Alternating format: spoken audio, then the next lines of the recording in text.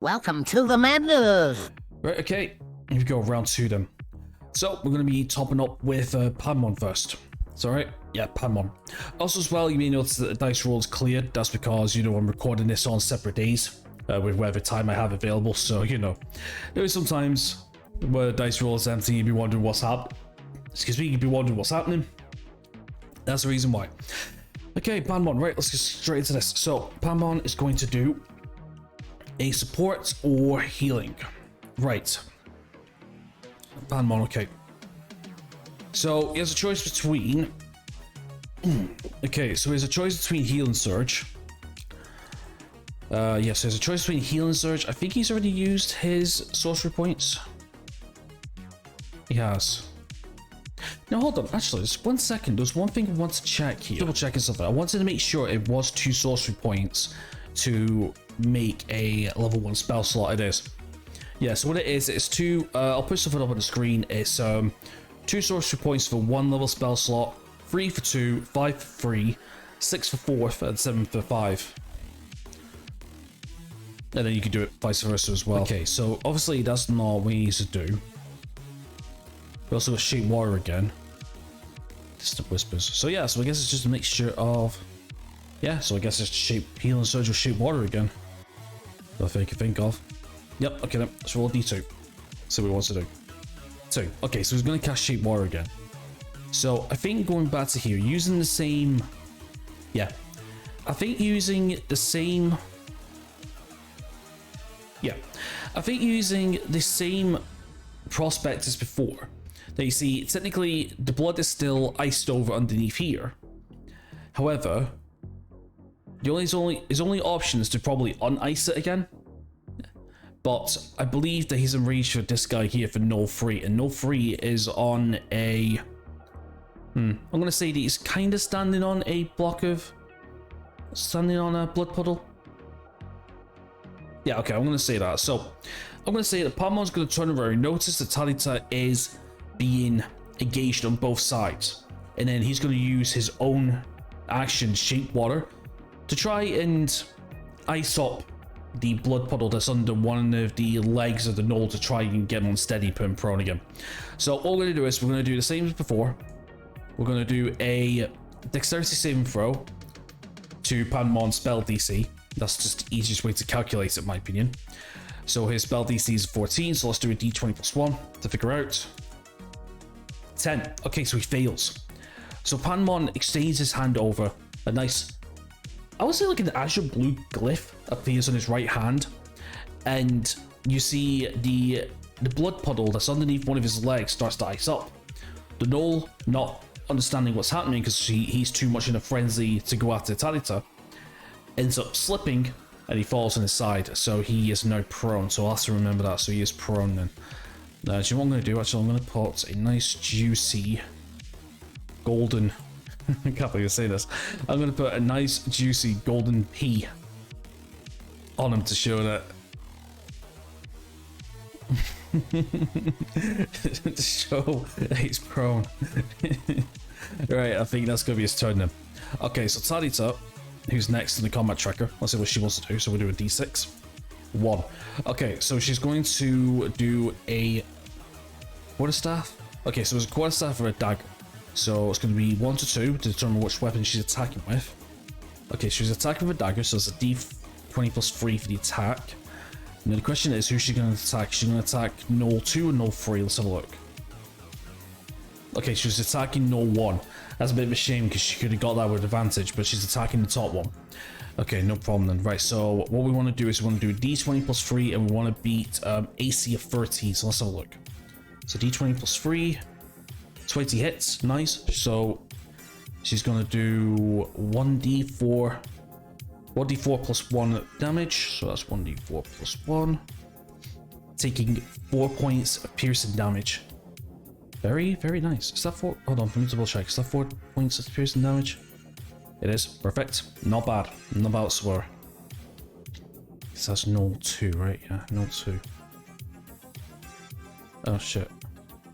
Okay, so I did a little bit of a boo-boo, but Knoll 3 twice, but this is Knoll 2. So Knoll 2 is on now 17 HP. Okay, so next one is Knoll 3. No, Knoll 3 is currently prone. So here's the thing, it's going to take half his movement to get back up, but here's the cool thing. Now you see, I do what's known as, well, I call it realistic DMing, right? So he wants to try and get back up, right? But because he's stepping on a slippery surface, it's going to be a little hard for him to get back up. So we're going to do a dexterity saving throw. If he beats Panemon's DC again, he can stand up. But if he doesn't, he keeps prone and that'll be his turn. So let's see what we can do there. So it's going to be a d20 plus 1. 6 fails. Yep, 6 fails. So he tries to get back up and he slips back down again, and he is completely, he spends all his time trying to get up but he can't. So that's automatically his turn. So that's a really good thing, that. Okay, so next is Alkanac. So Alkanac is currently engaged with Null 1. So let's see what he's going to do. I'm going to do a d6.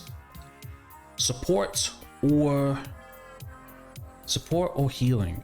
Okay, so his options are, he has Bardic Inspiration, so he can add a d6 to an attack roll, saving throw, or whatever. Signals of Magical Inspiration. What else does he have as well? He's got Mending, Minor Illusion, and he's used up all the spell slots. So it's going to be a toss up between Bardic Inspiration. I'm going to say, yeah, Bardic Inspiration and Minor Illusion, personally. So we're going to roll a d2 to determine. 2. Okay, so he's going to cast Minor Illusion. So Minor Illusion,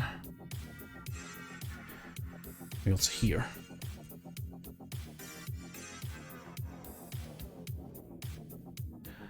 So Minor Illusion states that we can create a sound or an image or an object within range that lasts for the duration. The illusion also ends if you dismiss as an action or cast a spell again. If you create a sound, its volume can range from a whisper to a scream. It can be your voice, someone else's voice, a lion's roar, a beating a drum, or any sound you choose. The sound continues unabated throughout the duration, or you can make different sounds at different times before the spell ends. If you create an image of an object, such as a chair, muddy footprints, or small chest, it can be no larger than a 5-foot cube. The image can't sound, light, smell, or any other sensory effect. Physical interaction with the image reveals it to be an illusion because things can pass through it.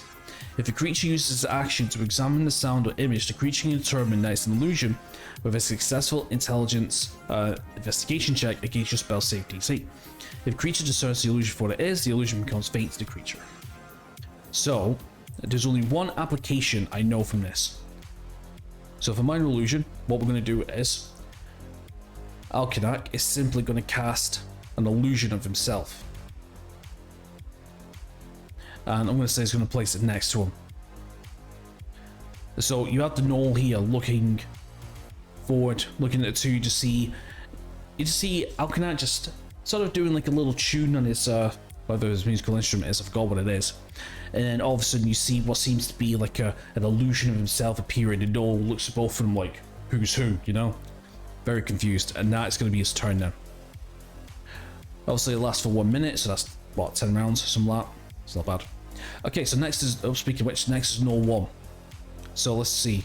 So Noel 1 is currently engaged with Panemon, the real Freakerine, the real Alkanac, and the illusion Alkanac. So let's determine who he's going to attack.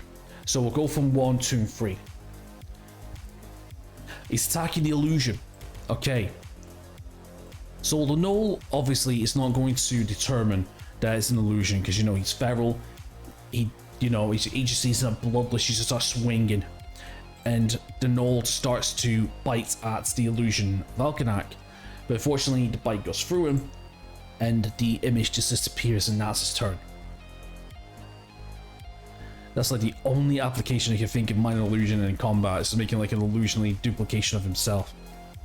But hey, I mean, he could attack Alkanac, he could attack Panemon, like the real ones, but no one decides to go for the illusion himself, so hey, that works out for me. Okay, so next is Scar. Right, let's see what Scar's gonna do. D6, 2. Okay, so Scar's going on the offensive. Okay, so regarding Scar, his choices are... Okay, so his choices are, he'd either Dagger, Darts, or Chill Touch. The shifting is support. Yeah, I think I keep forgetting about the shifting. Shifting is support or healing. And he has he used up 2? Yeah, he's used up his 2 slots. So it's just between Dagger, Darts, or Chill Touch. So let's see. So he's in range. So let's see. So he's in melee range of 1. 5, 10, 15. He's in range 2, and then 5, 10, 15, 20. No, the cost of fire, I'd say. So 5, 10, 15, 20, 25 is a range of 3. Okay, so he's a pretty much range of 3. So let's do a D3 to determine what he's going to attack with. 2. So he's going to attack with... Okay, so he's going to attack with his darts. Okay, so let's do a D3 to determine who he's targeting. Okay, so he's attacking... So he's attacking the knoll here. Now, the problem with this is... any ranged attacks that's on prone enemies is with disadvantage. But no, the range of the darts I believe is 20 feet, so he needs to move 5, hold on, let me see here. So 5, 10, 15, 20. 5, 10, 15, 20. Okay, so we can move here. 5, 10, 15, 20. Okay, so he's gonna move here, I think. My position, my opinion. And then he's going to do a dart attack against the null 3. But again, remember, it's with disadvantage. Okay, so it's D20 plus 3. So D20 plus 3. That's 10. Just misses, I believe, right? Yeah, 10 misses. 10 completely misses. So yeah, that is unfortunately a no hit. And then he's doing 1 dart. I'm not mistaken. It's the wrong person. Okay, so he's got 10 darts, so we need to write 9.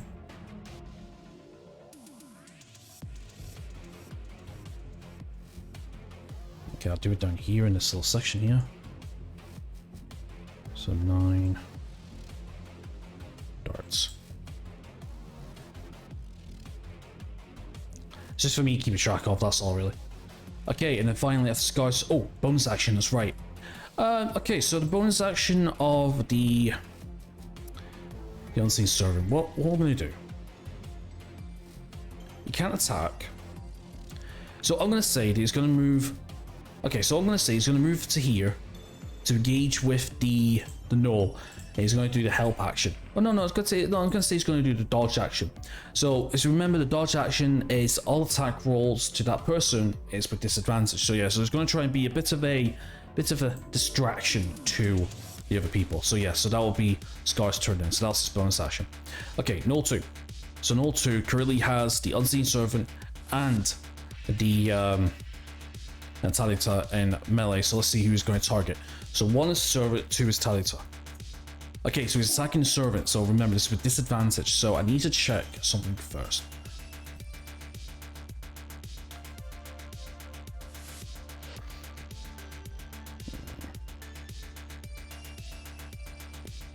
Okay, so it has 10 AC. So the Unseen Servant has an AC of 10 and 1 hit point. So basically 1 hit and that's it. But it's with disadvantage. So let's have a look. So the bite attack is a D20 plus 4, right? Yeah, D20 plus 4 with disadvantage.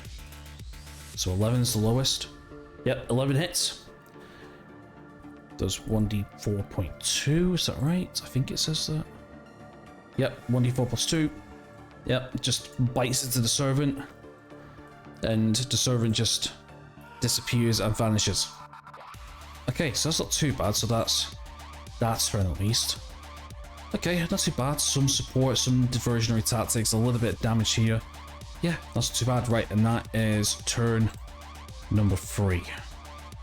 Okay, round freedom. So we go back to the top of Panwon. So see what he's gonna do. Okay, offensive. Right, so he's taking offensive action. So yeah, anything that. So anything that requires an attack roll. Okay, so Panwon has an option between Quarterstaff, Dagger. Yeah, just Quarterstaff and Dagger. So he's currently. Oh, a minute. Is he used? Oh no, that's right. He has a.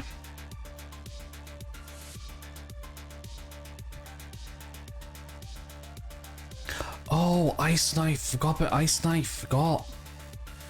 That's right, because he's only used. Yeah, okay, so yeah, so I forgot about Ice Knife. Ice Knife requires an attack roll. I completely forgot. But it's a little risky. But yeah, we'll include it anyway, you know. They'll see why not, right?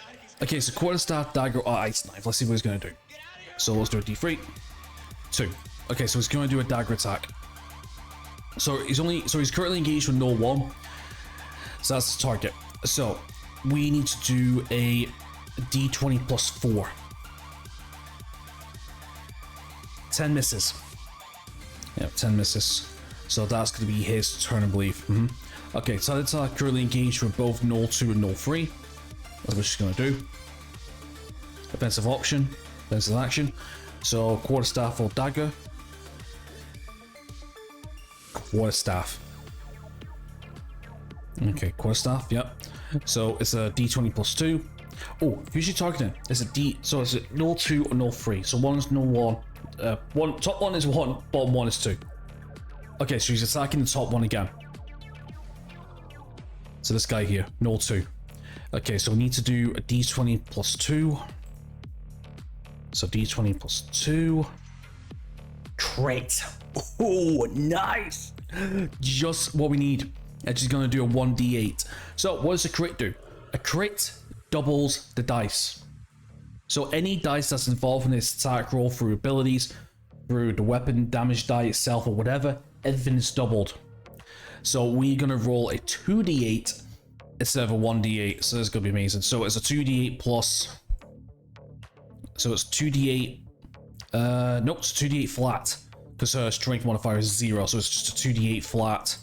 Still though, that's amazing. Come on, get plus 10. 16!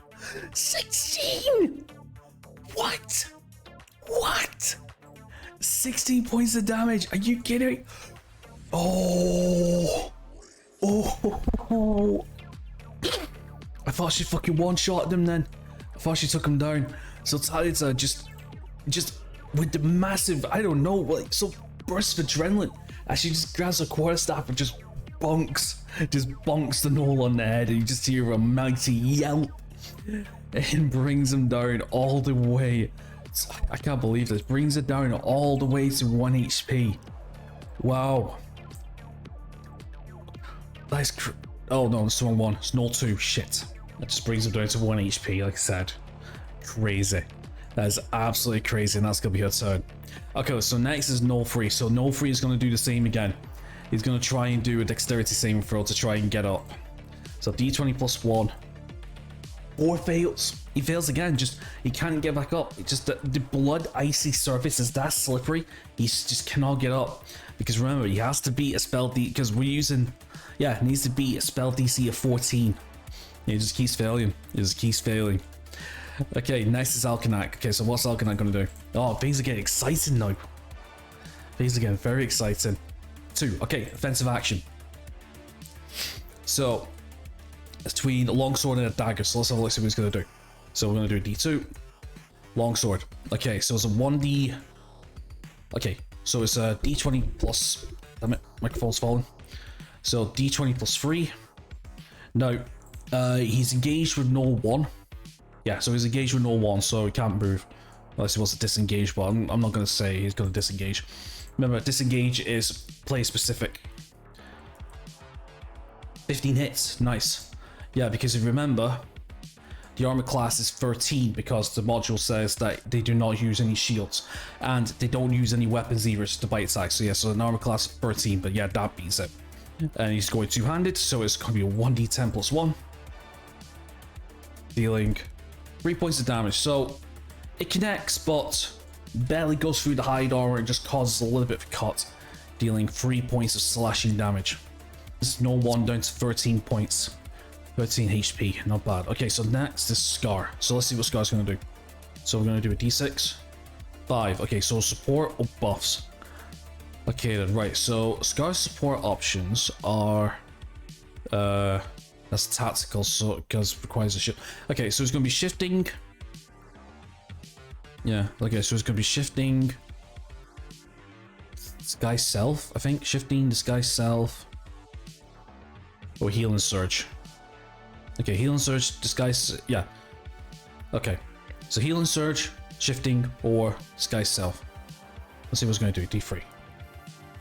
Okay, so it's going to Disguise Self then. Right, so I'm going to say that Scar is just going to Disguise Self as one of the gnolls, I guess. So, you know, similar to before with the Commander, the Commoner. Now we need to determine where he's going to move. So let's see. So he's got 1, 2, 3, 1, 2, 3, 4, 5, 6. So let's determine which movement is going to move. 3. So he's going to move. Okay, so he can only move 5 feet this direction. So I'm going to say he's going to move here. Okay. To pretend that he's flanking the Alkanak. Now, again, disguise self, the way that works is like, it's kind of like an illusionary barrier around him that's portraying like the image that the caster wants. Now, there isn't really an action to determine, so I think, because I forgot to do this with the commoner. No, yeah, that's right, because I'm trying to do rules as written, so there's no way for the thing to come down except for a concentration check. Is disguise self concentration? Okay, so yeah, so disguise self is not a... so disguise self is not concentration. However, yeah, I forgot. It says use an action to expect your appearance must succeed on an intelligence investigation check. So what I'll do is, I'll do this, right? So if an enemy has a ranged target to the person that's in disguise, they'll be counted for, like, you know, the random targeting, and if they are targeted, then I'll do an investigation check to see if they beat the DC. If they don't, then they can move to somebody else. But the minute a disguised target or disguised character makes an offensive action or some kind of action that involves attacking or saves or whatever, their disguise is broken. So that's what we're going to do. So that's the end of Scar's turn. So now we're on to Null 2 now. So Null 2 trying to regroup himself with a massive attack from Talita, decides to attack Talita and responds again. Alright, so let's see. So we're going to do a d20 plus 4. 21 hits. Yep. 21 hits. She currently has 3 HP. Yeah, just to show you. I'm a class 11. Yep. So it's going to be a 1d4 plus 2. To survive, actually no, she's done. Yeah, 4 points of damage. She's on to 3. So, just regrouping, feeling more infuriated with what just happened. You see an infernal bloodlust just goes through the knoll as he charges forward. He just goes straight for the jugular Talita and rips a massive chunk of her neck out.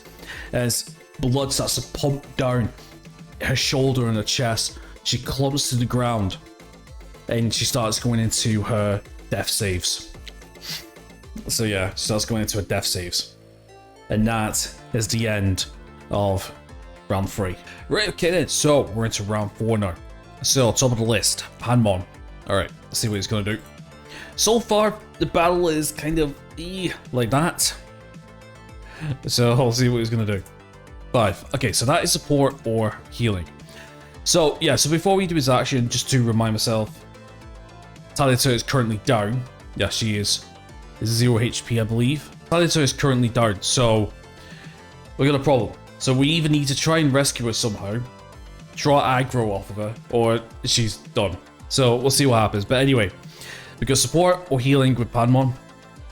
So Panmon, we have a choice between...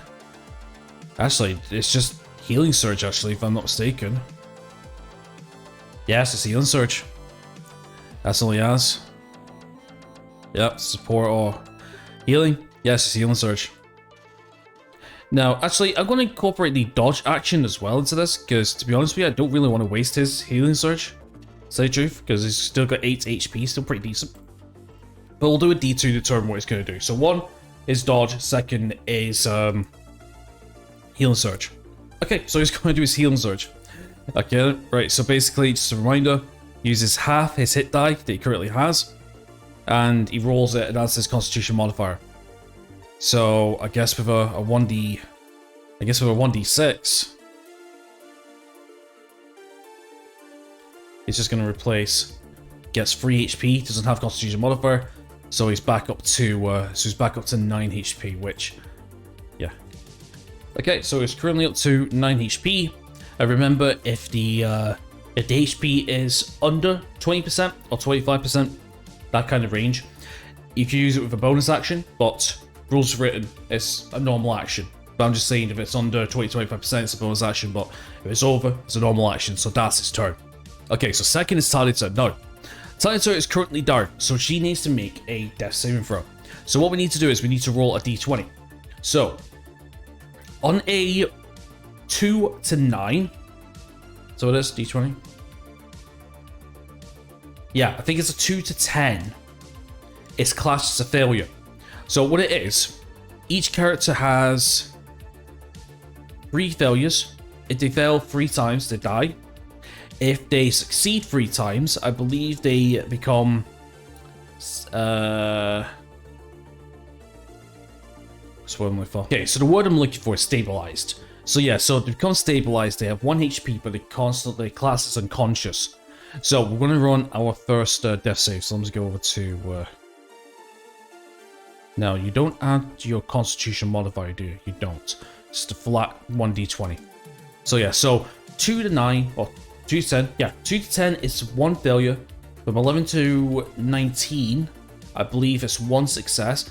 If it's a 1, it's a critical failure. That means it's 2 failures. And I believe if it's a crit 20, I believe it's 2 successes, I think. Something like that. Anyway, let's do a d20 to find out. 13. Okay, so she survives 1 now. Oh, I don't want paint up. Okay, so she survives 1. So what I'm going to do is I'm actually going to use 10 here. Vitality. I'm going to put a little 1. This to show. And that's her turn. Okay, so next is No Free. No, No Free is currently prone. So he's going to try and get back up again. So we're going to do another dexterity saving throw to Panmon's spell DC of a 14. So we're going to do a d20 plus 1 to determine what it's going to do. Does he make it back up this time? He does. Okay, so he uses half his movement, which is 30 feet, to get back on his feet. No, he sees Talitha bleeding out. So the question is, does he attack? Does the Gnoll attack Talitha? No. Okay, so in this case, he's going to move past her. He's going to attack one of these 3. So we're going to go 1, 2, and 3 to determine who he's going to target. So let's do a d3. 1. Okay, so he's going to have to scar this time. So he's going to go 5. Oh, actually, hold on. You can only move 15 feet, can I? So 5, 10, 15. Okay. Okay, I'm going to say he's going to move there. He's going to attack twice. He's going to attack... Okay, yeah, let's do that again. So he's going to attack Alkanac 1, Panmon 2. Okay, so he's attacking Panmon. Okay, so we need to be an AC of 12. And it's a d20 plus 4. So this could go really, really badly or really, really goodly. So let's have a look. So d20 plus 4, 23 hits. And that's a 1d4 plus 2 for the damage. Takes 4 points of piercing damage. Did I do that right? Yeah, bites. Here we go. 1d4 plus 2. Yeah, so he takes 4 points of damage.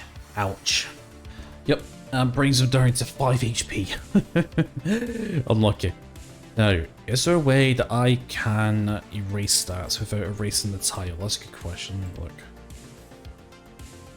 Nope. Okay.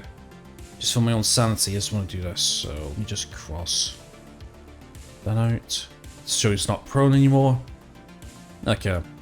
Right, so after No Freeze attack, next is Alkanac. So, Alkanac, what's Alkanac going to do? Let's have a look. So we're going to do a d6. 5. Okay, so that is support for healing.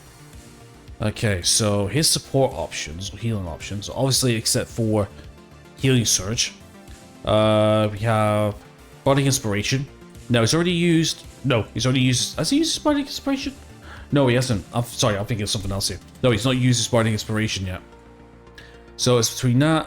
So it's between Dodge, that, Bardic Inspiration, Minor Illusion, and that's it, so it's D4 then. 3. Okay, so he's using his Bardic Inspiration. Now, that's his bonus action. So the way it works is, Bardic Inspiration says... So yeah, so Bardic Inspiration, we use his bonus action to change... Yeah, so use a bonus action on your turn to choose one creature other than yourself within 60 feet who can hear you. The creature gains 1 Bardic Inspiration dice, d6. Over the next 10 minutes, the creature can roll the dice and add the number rolled to one ability check, attack roll, or saving throw it makes. The creature can wait until after it rolls a d20 before deciding to use the Bardic Inspiration dice. But but must decide before the DM says whatever the roll succeeds or fails. And then once we use it, that's it. And we can only use it many times per charisma. So we can only use it once. So now we need to decide who we're going to give it to. Now it does say one creature other than yourself, so we can't give it to himself. So we can only give it to Pinewell or Scar. So let's see what he's going to give it to. So I'm going to D2. 1. Okay, so he's giving it to Scar, so I'll remember that. Actually, well, I'll write it down actually, so I don't forget.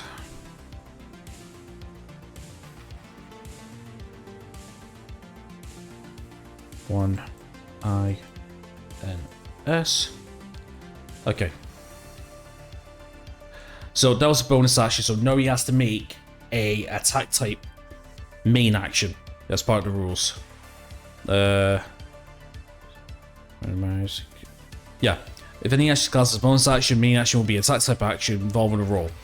Okay, so there's only 2. It's longsword and dagger. So let's do a D2 to determine what he's attacking with. Attacking with a dagger. So now he has 2 targets. He can either target 1 or 3. So let's do a D2. 1, 2. Attacking no number 1. Interesting. Now number 1 has 13 HP. So let's see what he's going to do. So we need to beat a AC of 3. And it's a D20 plus 5. Let's look. So D20 plus 5. 16 hits. Nice. So he takes his dagger, plunges it into the fur. It's a 1d4 plus 3 point piercing. So 1d4 plus 3 deals 5 points of piercing damage. Not too shabby. Not too shabby. Hey. Next up on the list is Null 1. So obviously, Null 1 is taking a massive stab attack from his dagger. And now he's looking to take revenge. So now he has 2 people engaged in melee, so let's decide who's going to target. He's going to target Pinewell. So let's do a d20 plus 4.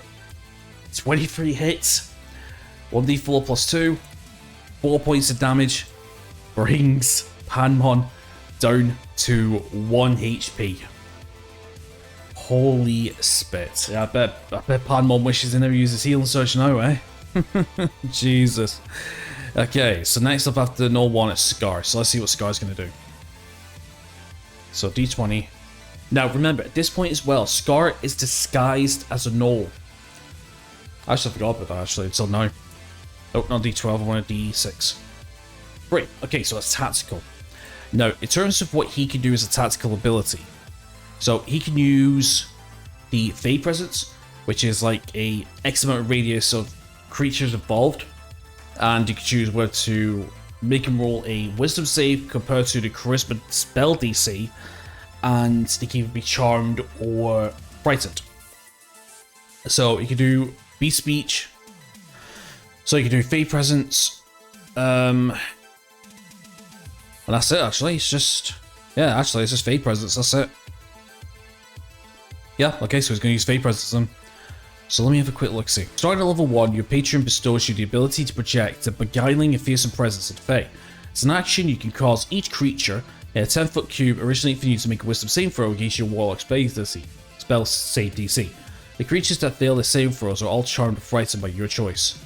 By you, or your choice until the end of the next turn. So it lasts until the end of the next turn, we can only use it per rest. Okay then, right, so how are we going to do this then? So obviously 10 feet, he needs to move, let's see, that's 5, 10, right? How big is the radius? How big is 10 radius? That's a good question. Hold on. Let me just double check something here. So that's 5. Right, so that's 10, so that's the radius. Okay, so that's the radius there. Okay, so I'm going to say... Okay, so I'm going to say it's going to be 5, 10, 15, right? So he's moved to here. No. Doesn't provoke opportunity of attack because it's still technically within melee range. And then he's going to use his ability. No. The question is, we need to determine if we're going to be using Charm or Fear. So we're going to use a D2 for that. So Charm is 1, Fear is 2. Fear. Okay, so he's going to try and fear him. So obviously using his ability, obviously it's going to be from here down to here. Don't know.